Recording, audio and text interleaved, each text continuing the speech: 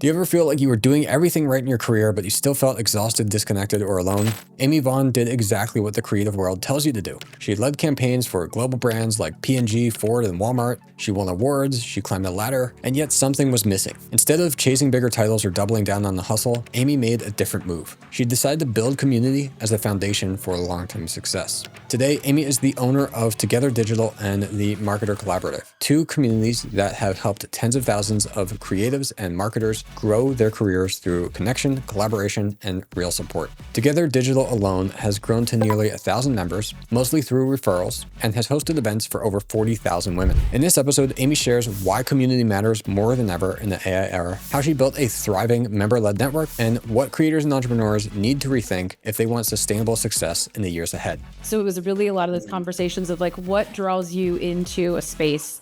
What about co-working is attractive so that when they come, they stay? And it's definitely not the way to grow and scale rapidly, but I think it's the way to grow and scale with intentionality and retention, which in the long term and the long game is just going to be a more sustainable business. Welcome to The Creator's Adventure, where we interview creators from around the world hearing their stories about growing a business. Hey everyone, I'm Brian McAnulty, the founder of Heights Platform. Let's get into it.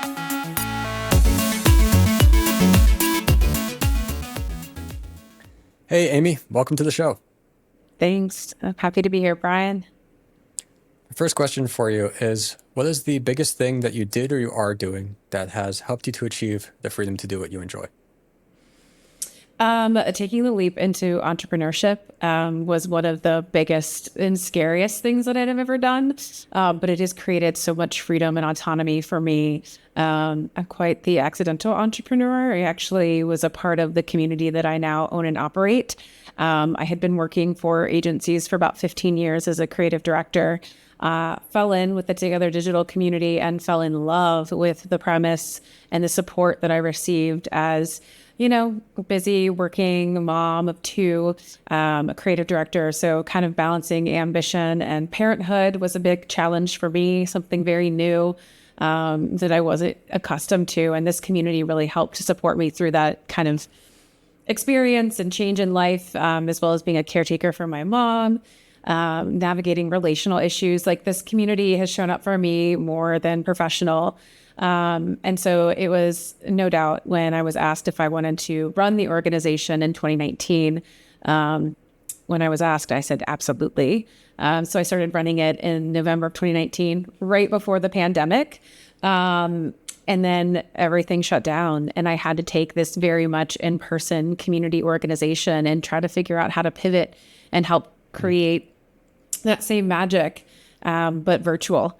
And so we did online summits, we did virtual peer groups, we did online master classes. And while we still very much thrive in the idea of coming back to and love coming back to the in-person space, we're also taking advantage of the accessibility of creating amazing connections in a network, in a community online as well. What this did for me was it created some autonomy and freedom to really own my own time, protect it fiercely, to be that time management nerd that I've always been, even when I was at agencies, which allowed me to work on writing a book, working on an app to help solve the networking gap for women, just a number of things and really build back into my life space and flexibility to do the things that I loved and enjoyed. When I'm not doing the atypical 9 to 5, I sort of kind of work within my schedule and my family and my time. So, yeah. Awesome. Yeah, well, that's a great benefit of and great reason to be an entrepreneur, of having that time freedom and being able to do things on your own schedule. But also, I think you're already touching on an important point of where like communities can be so valuable because like personally, so I have a daughter, but I know like there's lots of entrepreneurs, there's lots of people in traditional roles in a career where maybe they're so focused on that thing, they don't have a family or they don't have kids. Right. And then it's difficult to like connect with them about that side of things. Yeah. And so having something like a community, that's a perfect example of where something that simple of you can align with people who are like you in this way provides a lot of value to all the members. Absolutely. Yeah, we've got a couple different channels on our Slack community, one that's for parenting, because we have a couple non-traditional parents as well within the community that we want to support that are maybe like step parents or adoptive parents and or don't identify as moms. And it's such a complicated, it's hard to explain. I look back at myself before I had children, and it would be hard to even explain to myself back then, like how like the mental load changes, your priorities change. And I'm not saying as in like, that now all of a sudden the only thing that matters is my kids, but all of a sudden now I'm looking back going, what did I do with all of my time before I had kids? Like how did because I use my time so much more efficiently now because I'm that much more intentional about how I'm spending my time and energy, whether it's with work or with my kids. So yeah, it's good to have community because there's no right or wrong way parenting wise, but the more it takes a village and the more people that you can lean on and get support from when you're parenting while like maintaining a professional career is so beneficial. Just because there's a lot of things we don't talk about openly in work environments specifically that you just kind of get blindsided by. And so it was really important for me to have that as I was starting a family for sure. Yeah. Yeah. So can you share more? So your community is called Together Digital. Can you share more about that? I guess what is it for you? Why does it matter to you and your members? Yeah. So it was started in 2016 in Columbus. It was very much kind of in and around the Me Too movement. And the founder, shared a lot about her story and experience of sexual harassment and discrimination in the workplace, which I've been really fortunate. I kind of grew up in agencies, but I had a lot of great male allies, mentors, and champions. And so I was spared some of the horror stories, but I got to hear plenty. And for me, it was really more about the lack of representation of women within this creative space. So as a creative director in 2012, when I went to the 3% conference started by Kat Gordon, it was news to me that only 3% of creative directors were women. So we're 80% of the buying power.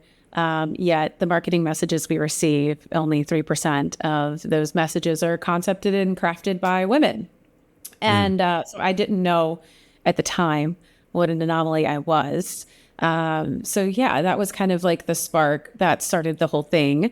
And then, Together Digital, it's hard to describe. It's just this wonderful bubble of women that it's like the intersection of generosity and expertise. Our average member has about 20 years of experience within digital marketing, advertising, or tech.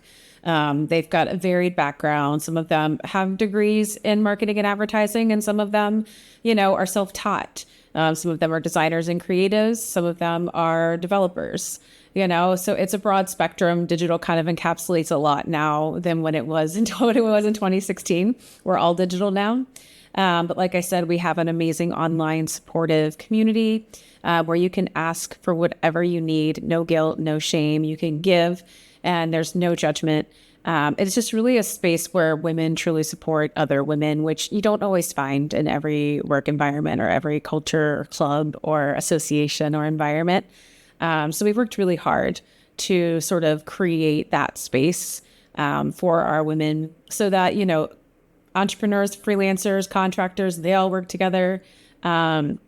People find work by, talking to one another and sharing resources and supporting one another. We talk through and work through life transitions and divorces and deaths and menopause, you name it. It's like there's nothing off the table with this community. It's really a space where you can kind of show up whole and get the help and support that you need. So it's kind of hard to put it all into words, but there's a lot of amazing things going for the group, and I'm so proud of where it's gone in the last 10 years. Yeah, it sounds great. I'm wondering, so for our audience of creators and entrepreneurs out there, if they're hearing this and they're saying, like, wow, I would love to be able to build a community that like has some of these kind of values and can be something like that. Can you take us back to early on, especially since it sounds like this was like in person, then turned into an online community? Yeah. Did it always have like the same kind of like goals and values, or did anything like shift over time with that? Yeah, I mean, I would say shifting from, the founder to myself, there's always a bit of a shift in the culture. And then also, again, like the whole world got turned upside down on its head. And so the ways in which we showed up and the way we were spending our time very much changed. I would say that a lot of it is defined and shaped, and it's evolved, in my opinion, from kind of one woman's story and one woman's experience to the collective experience and about the voice of the many versus the few. And so for me, it's really making sure that we amplify the voices of, again, all the women. We do a lot of like featuring of our members when we have our conference on stage, on our podcast. We do what we can to make sure that women know that they already have power. It's just feeling bold enough to leverage that power, to use it for their own benefit and to benefit others around them. And so I think that's been like a little bit of the shift, where it really used to be sort of about the founder story and that experience and sexual harassment and discrimination. The world's become so much more complex. That was kind of like the tip of the iceberg, really, in a lot of ways. And now we've had to look at a lot of intersectionality within our gender, within like race, socioeconomic status, all of these different things. And so it's really us trying to be mindful of every woman that steps into our space, physical or virtual, has something to add to the community. It's not just about taking, it's what you can give as well. And so I think we've transitioned from this very kind of atypical association for women to being more of a support community network in space. And then I would say too, like our creator and entrepreneur subgroup within the community has really evolved too. What I see happening is, we have a member in Denver who does websites, and another member who does SEO in Cleveland, another member who does design in Florida, and they meet virtually and they start talking and sharing like how they're gaining clients, what they're charging, all these things, sharing SOWs so that, people don't feel so alone in trying to figure it all out by themselves. And then they end up finding clients that need multiple services, and then they will all go in as almost like a collective and pitch that work and win those clients and work together. And that was not happening at the very beginning. That was not an initial concept of the community. But I think we've definitely transitioned into this space where there's women that come together that do really good business and get business done together in a variety of ways. And so rather than just, meetups and boards and chapters, we're just kind of one big, amazing, beautiful, almost international now group of women that just show up in a multitude of ways, whether that's through Zoom or Slack or in person, and find ways to work together. Real quick, Brian here. You know me as the host for this podcast, but what you might not know is I'm also the founder of Heights Platform. It's an all-in-one platform that over 10,000 creators have used to build their online courses, communities, and digital product businesses. We recently added some awesome updates to Heights AI to help you turn your idea into a viable business. Heights AI can build entire product offers, review your content, and even coach you on how to grow. You can try it for free for 30 days, links in the description. Now, back to the podcast. Yeah, that's great. I noticed that your community looks like a membership. So like people have to like renew their subscriptions. And I think for many, especially like starting out, when you've got this vision of building a community, it can be hard to have it be like a subscription fee in the beginning because you're worried that like people are just going to churn and then the product's not good enough yet. It's not clear enough yet or whatever reason. So I'm curious, what's something that you do inside Together Digital that helps people come back instead of churning? Yeah. I think you have to really understand and know your values as an organization and a business, and you have to like walk the walk. You can't promise a whole lot and then bring people in and then kind of leave them to like figure it all out for themselves. So one thing I started doing during the pandemic was doing member one-on-one onboardings, 15, 20 minutes. I'm a big nerd when it comes to calendars and time blocking. So I use a Calendly link, and I have certain days of the week, certain times that I always leave open for member one-on-ones, whether they're existing members or new members. And if nobody books, I get some time back and get other work done. Otherwise, when they show up, I listen to understand, how did they hear about us? Where did they come from? What is it that they need? Because we have a multitude of resources and it can feel a little overwhelming. And when you're already overwhelmed, just throw a number of benefits in somebody's face and say, you just paid $300 for this, now make the most of it. So I take 15, 20 minutes, get to know these folks, talk with them about what their goals are, and then I will guide them to the right Slack channels, past content, upcoming events, or individual members. And while this is like a couple hours of my time, maybe every couple weeks, it is a huge benefit to me because the qualitative data that I'm getting, right? I understand where people are coming from, why they need us, and then that helps me shape and tailor our messaging, our programming, our communications, because I get to know each and every one of these members. And it's so wonderful because then we come together for a national conference and I kind of forget everybody doesn't know everybody. And I get really excited when I see these women that I'm like, you two need to talk. You need to know each other, kind of a moment. So I think really looking at what it is that you're trying to accomplish and totally knowing your audience. So for me to spend 15, 20 minutes with each one of my new members, I get to hear about not just the work, but the life that they're experiencing. And I start to see and understand, okay, she's got limited mental capacity, emotional capacity, and time. So what are the best ways for her to make use of her membership? Okay, Slack is a great place. She's starting a business. She needs support. She needs to ask questions. She can post it up on Slack any time of day. If she's up nursing in the middle of the night, she can post a question. By morning, there'll be 5 or 6 people who've responded to her. You know, if she's kind of more into the weeds and maybe she's moving through leadership and is sort of finding her leadership style and her chops and needs that support, maybe I'll recommend she join a peer group for 1 hour once a month. And I'll pair her up with another number of women who are either a half step ahead of her or maybe just a half step behind her, because those peer mentors are everything when you're working through life and career transitions. And so there's a lot of opportunity there. And I think, you know, you find the member value by listening. You don't find the member value by just creating it. It's not if you build it, they will come. It's like you have to listen for what are their problems, what are their sticking points, what are their barriers, and then you have to remove those barriers and show them the way. And that's how you get them to come into the door. That's how you get them to use the memberships, not just sign up and then leave it. And that's how you get them to stay. Our retention rate is usually between 95 to 98%. We don't have a lot of turnover with our members. And a lot of them, you know, it's sometimes just a finance or a career change that, you know, is the impetus for leaving. But if there's like, you know, financial things, we've also offered and do have a Together Foundation, which helps provide funds for women who can't afford it, who are going through job transitions or life transitions, because there's a lot of that happening right now. And I want to make sure we can support everyone as much as possible and still manage to pay for the business.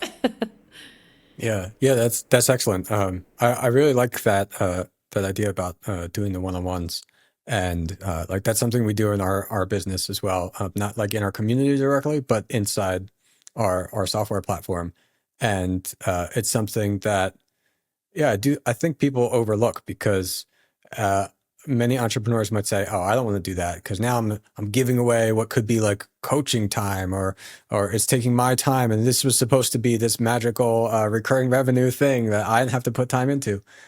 But they're not looking at it from the value that they're getting from that time, and it's a couple ways. It's like number one, like you shared how you're helping to learn about that member for your own marketing and positioning. And because maybe your community is solving exactly what pain points that they have, or helping them with exactly what they're going through.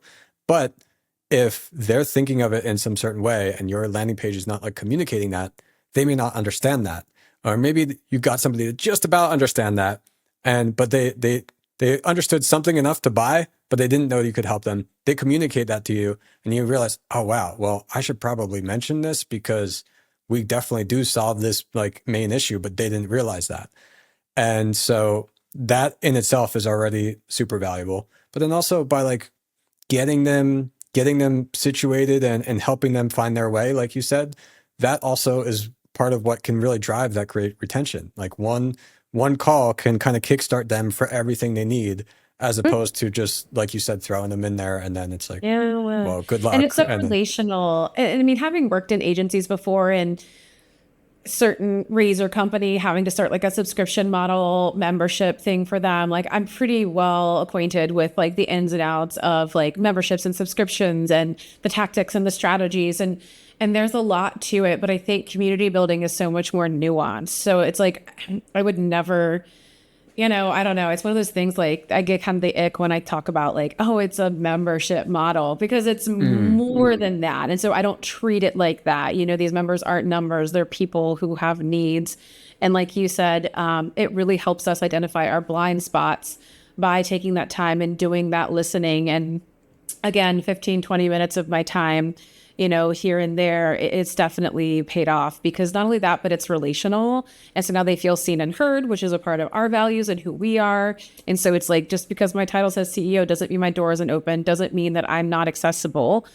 Because that's the kind of culture and community that I want to create. And so I need to model that from the outright, which is why that calendar is there and available to existing members, past members, and, the new members as well. So that's what I mean by walk the walk. So really just look at what it is that you're trying to provide, the mission and the objectives you're trying to solve for, and then just really start talking to people. I mean, I just built up another community. I'm working on a creative co-working space for people who work within our industry. And I did a lot of conversations with either members or other coworkers in spaces that I worked in to really understand like what brings you into a co-working space. Because here's the thing, we can all just work from home. It'd be easy enough. Like most people don't even want to go back to the office, much less pay for and then go to a co-working space. So it was really a lot of those conversations of like, what draws you into a space? What about co-working is attractive? So that when they come, they stay. And it's definitely not the way to grow and scale rapidly, but I think it's the way to grow and scale with intentionality and retention, which in the long term and the long game is just going to be a more sustainable business. And given the last 6 years in the economy between a mission-based business and another community-based business, to me, I think sustainability is vastly more important than scalability at the moment. Yeah, well, I completely agree, and I also think there's a lot of that you might see, or either directly or indirectly, of these businesses in some way that look like they scale so fast, or they talk about scaling so fast. But if they didn't figure out the correct things, then it's like, okay, they grow fast and die because they didn't figure out actually how to provide value or how to do that in a profitable way. Versus, it might take a little bit of a longer time, but I also think for the majority of, especially like entrepreneurs and creators listening or watching this, like we don't have to build $1 billion business. Like you can definitely build a sustainable business for yourself and for a small team by doing it in a way that doesn't have to focus on like growth at all costs. Yes, 100%. I'm one of those gals that's like people who are profit every day. Because again, when you're trying to create community, it starts with the people who work there. It starts internally and then it goes out from there. So if things are broken from the inside, you're never going to be able to build the community that you want. If either operationally, culturally, or team-wise, you aren't on the same like level, you're not living by the same values, you're not you're just not living it. You're not living it and you're not breathing it. People can see it. I think, consumers are so much more discerning now, which is also why subscriptions, membership models, it's one of those things like tread lightly. It's not easy work. But I think if you try to overshoot and you do try to overscale, you might be a big flash in the pan, but you probably won't last more than 5 years. And, Together Digital, we've been going 10 now. So, it's nothing Awesome. to sneeze at there. So we're really proud of it. Yeah, that's excellent. For people who want to really start growing a community, I think one of the things that might not be super clear is like, well, how do you actually grow it? How do you get new members? So for you today, what's like the primary way that you get new members inside the community? Yeah. Absolutely, referrals. I by trade am a marketer, and I can come up with great messaging, great targeting, great audience building, strong on search, but nothing brings us the quality of members, not the quantity, but the quality of members like referrals. And I think the beautiful thing about that, I just did a talk literally on this at Content Marketing World last fall in San Diego. And it's just one of those things like once you start to establish that strong core base of your strongest ambassadors or believers within the organization, they become your amplifiers and you really don't ever have to market again. My marketing budgets are so small and so efficient. They do what they need to do. And then outside of that, 90% of our new memberships are from referrals and from folks listening to things like this, which is always great. Because they hear about the uniqueness of the organization. They understand the leadership and my thoughts and how my values and how I work. Because you can't, unfortunately, put all that on a website. I'm a copywriter by trade. And believe me, if I could put everything that I just shared, and if I could find a way to articulate just how wonderful, beautiful, and amazing this little community is, I would do it. But it's really hard. And I think the best way we reach people is through that storytelling. So when one of our members goes out and shares her experience and value that she got out of the community, that's worth more than any billboard I could ever put up, any ad I could ever run. And it's going to bring me the right kind of people as well, people who are ready to come into the community and collaborate versus compete, who are willing to be brave and stand up and ask for what they need, but then also help others when they need it. And so for me, like, that's been the key, is just really encouraging our members to share what their experience is. We have tried. Is there like a specific process around that you have for doing that? Is there like an affiliate program? Is it just like something that you reach out at a certain point? We've tried those things. And then I think what happens is it ends up feeling disingenuous. So we used to have like a big referral program, and we used to set quotas for some of our chapters and our ambassadors, and it brought us the quantity, but it did not bring us the quality. And our turnover was much higher. And the cost of turnover, to lose those members and then to try to gain, like, this is the beauty of the membership model, is that it's recurring revenue. It's consistent, projectable, recurring revenue. So why would you shoot yourself in the foot and just let yourself bleed people constantly and then be working 10 times as hard to get new customers when you've got good existing customers?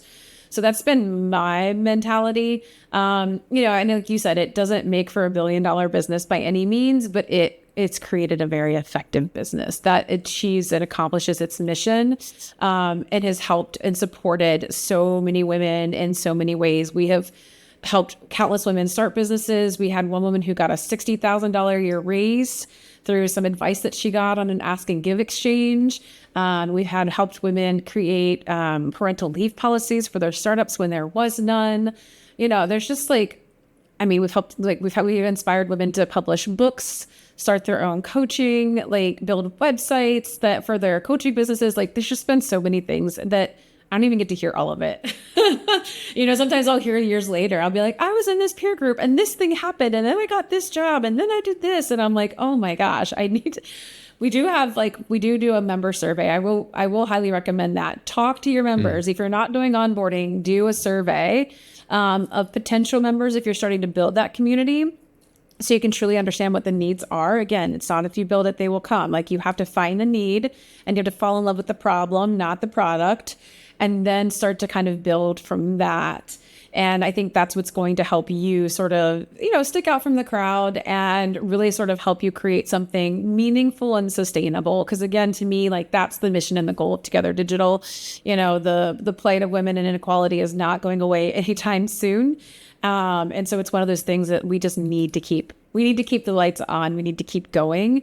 And we're helping on the micro level. It's not always the macro, but those micro moments create ripples that then create bigger change. And I think sometimes that's another thing too, as creators and entrepreneurs. I get it. We want to fix the world. We want to solve the problems. And I think we forget that it's the little things that really make the biggest change and impact overall, versus the big sweeping events that, bleed us dry, that drain our people, that don't invigorate.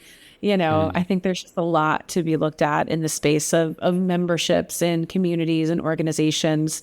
I like to kind of go outside the norms on all that stuff. Yeah, no, that's great. I think a lot of really good points there. For somebody who's wants to start a community today, what would you say is the simple step that they should take today to get started with that? Listening. Start, get online, ask around, listen. Make sure that there is a need. Because I think sometimes, that's the coolest thing about entrepreneurship, right? I think oftentimes we see a problem and we want to find a solution, or we figured out a solution for ourselves and now we want to take it and turn it into a business to help other people. Remember why you started it and start there. Ask a lot of questions, get curious, and then just really listen for the opportunities and just be open-minded and flexible to, things changing, things evolving. Even as I'm kind of stepping into this new co-working space and environment, it's totally new territory for me. But it's been really cool to sort of listen, watch, and see it evolve based on the people who walk through the door, and that comes from us getting curious and asking the questions, and then building a space that suits their needs and their wants versus us just trying to make something up. So yeah, get curious, ask questions, and listen. That's great. All right, I've got a couple kind of like quicker questions for you now. First being, why is community so important in the AI era? In the AI era specifically, because I think the thing I love about community and AI, we literally just did this event this morning here at the Marketer Collaborative, my co-working space that was tools we love. I think we had a photographer, a strategist, social media marketer, email, CRM marketer, and then web developer, myself, my community manager, and then like one or two other people. And we all each talked about different tools that we liked. And of course, AI came up. I think the cool thing about community is that, when it comes to new technologies, it's often overwhelming and you don't know where to start. And then you get kind of analysis paralysis.